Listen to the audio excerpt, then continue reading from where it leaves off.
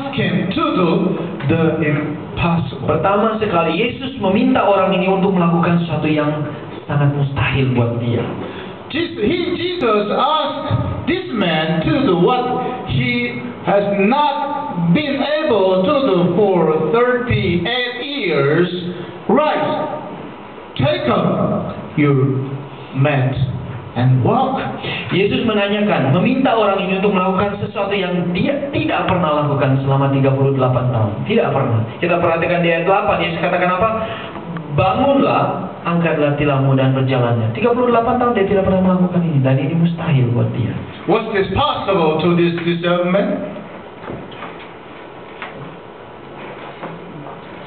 Was this? Apakah ini mungkin buat lelaki tua ini? Apakah mungkin? Tidak mungkin dong. Karena dia tidak pernah berjalan. Dia lumpuh selama 38 tahun dan saat itu Yesus bertanya, mau bangunlah dan berjalan. Bagaimana? Dia bangun dan berjalan. This was impossible apart from this. Dan ini sungguh mustahil kalau itu bukan Tuhan yang bilang. Kalau Brother John yang bilang tidak mungkin. Kalau terpisah dari Tuhan itu sungguh-sungguh mustahil. But the calling of God is the enabling of God. Tetapi apa yang dikatakan oleh Tuhan Yesus, firman Tuhan, kita baca dalam Genesis, Tuhan berfirman maka semuanya jadi. Dan saat siang hari ini ketika Yesus berkata, dia berlaku sebagai Allah. Dia berkata dan orang itu pasti bisa. Maybe you have tried to bring about personal transformation in your life and nothing has worked. Mari kita lihat dalam kehidupan kita sendiri pada saat ini. Mungkin ada di antara kita yang sudah mencoba dan mencoba supaya hidupnya berubah, supaya hidupnya ditransformasi, tapi kelihatannya tidak ada yang tidak terjadi apa-apa. God can do what you have been enabled for yourself. Siang hari ini Tuhan mau menguji iman kita. Siang hari ini Tuhan mau tahu iman kita. Apa yang Tuhan katakan itu pasti terjadi. Dan apakah kita mau percaya dengan apa yang Tuhan katakan? Bahwa apa yang tidak mungkin yang kita pikirkan akan mungkin di dalam Tuhan. But you must be willing to take a step of faith. Tentu saja kita harus berani, mau dengan sungguh-sungguh untuk mengambil langkah iman. Untuk mengambil langkah iman seperti seorang anak ketika orang tuanya suruh lompat dari atas meja dan saya akan menangkapkan, dia pasti lompat karena dia percaya kepada orang tuanya. Dan hal inilah yang dilakukan oleh Yesus yang hari ini pada kita semua. Second, Jesus asked him to remove all possibility of a relapse.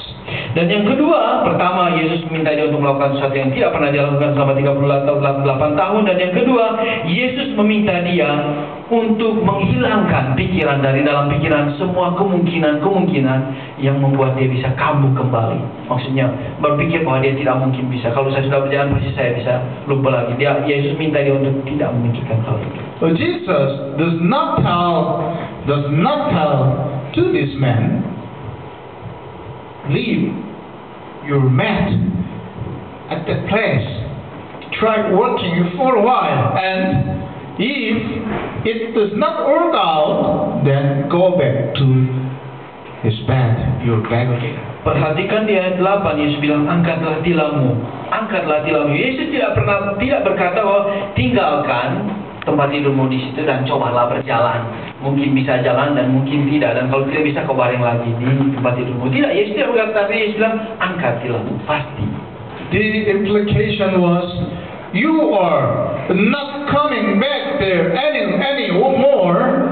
This life is over, finished.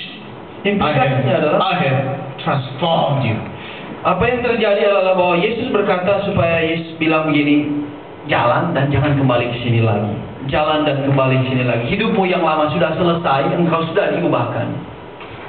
If you want to follow our Lord Jesus Christ, then you cannot make any provision for relapse. Jika kita mengambil keputusan untuk mengikuti Yesus Kristus, jika kita mengambil keputusan untuk mengikuti Yesus Kristus, maka jangan pernah berpikir, jangan pernah membuat persyaratan-persyaratan untuk kembali ke dalam kehidupan lama. Jangan pernah bilang, ya karena saya begini, makanya saya tidak pernah. Tuhan sudah mengubahkan kita, dan pengubahan itu 100%. Jangan pernah bikin alasan syarat-syarat untuk mengizinkan kita kambuh kembali, kehidupan lama kita datang kembali.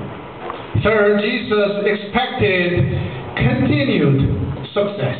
Dan yang ketiga, Yesus mengharapkan suatu proses yang berkelanjutan, terus-menerus, tidak putus-putus, tidak berhenti, tapi terus-menerus.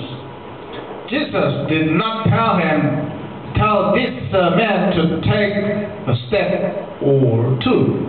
Yesus tidak berkata kepada orang ini untuk mengambil satu atau dua langkah. Instead, he told him to walk. Tetapi sebaliknya, Yesus mengatakan kepada orang ini supaya berjalan. Don't expect to be carried. He was saying, get up on your feet and walk. Tuhan Yesus berkata kepada orang ini supaya jalan, bukan mengambil satu dua langkah, tidak, tapi berjalan. Dan jangan pernah berharap untuk diangkat oleh orang-orang lain. Dan Yesus berkata, bangunlah dan berjalanlah. Why is this the important? Mengapa hal ini sungguh penting? Mengapa hal ini sungguh penting buat kita? Because there are people who will say, I tried following Jesus Christ, but it does not work for me. I guess I am just not the religious type. Mengapa hal ini sungguh penting? Mari kita lihat kehidupan kita. Karena banyak orang, masih ada orang yang akan berkata, saya sudah mencoba mengikuti Yesus dengan setia. Saya sudah mencoba dengan berbagai cara, baca firman, berdoa, tapi kelihatannya tidak terjadi apa-apa dalam hidup saya. Saya kira saya bukan tipe orang yang sungguh religius. Saya bukan tipe orang yang sungguh rohani. Karena ada orang yang berkata begitu. Tapi apa yang Yesus katakan jangan ini berbeda. My question to that person would be, did you follow through with your commitment? Pertanyaan saya siang hari buat orang yang berkata demikian, apakah engkau sudah mengikuti Yesus dengan setia, dengan penuh komitmen? Christianity is not something you tried on four sides. Kristianitas, mengikuti Yesus bukan seperti kita coba pakai baju. Cocok nggak baju ini saya? Ukurannya cocok nggak? Kalau nggak cocok kita keluarkan lagi. Mengikuti Kristus bukan seperti itu. It works for everyone. Mengikuti Kristus bekerja pada setiap orang. Setiap orang bisa mengikuti Kristus. If changes did not take place in your life, then it is because you did not do your part. Perubahan yang terjadi di dalam hidup kita itu terjadi karena kita bekerja di dalamnya, karena kita ikut setia, karena kita komit, karena kita mau berjalan terus-menerus bersama dengan Yesus. Kita tidak mungkin hidup kita berubah karena kita tidak melakukan apa-apa. Itu mustahil. Do you want to see a transformation in your life? Apakah kita mau melihat hidup kita diubahkan? Amen. Maybe you have tried to overcome a particular problem or habit and have failed. Mungkin kita sudah mencoba berulang-ulang untuk mengatasi masalah-masalah tertentu dalam hidup kita. Kita sudah mencoba untuk mengatasi kebiasaan-kebiasaan yang jelek. Mungkin kita sudah mencoba untuk mengatasi setiap perilaku-perilaku yang jelek yang menurut kita tidak sesuai dengan firman Tuhan yang Tuhan sudah katakan di dalam hati kita. Mungkin kita merasa gagal. But this is not about you trying now. Tapi apa yang saya katakan di sini bukan mengenai saya mencoba saat ini, saya berusaha saat ini. This is about God giving you the strength to do it. Ini bukan masalah saya dan kita, tetapi ini masalah Tuhan memberikan kekuatan kepada kita. Perspektifnya lain. Perspektifnya bukan saya, tetapi Tuhan.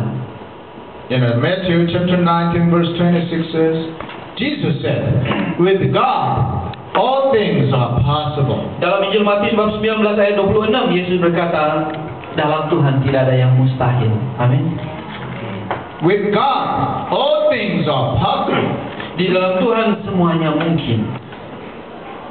The same Jesus who reached out and touched this man will touch all of us as well.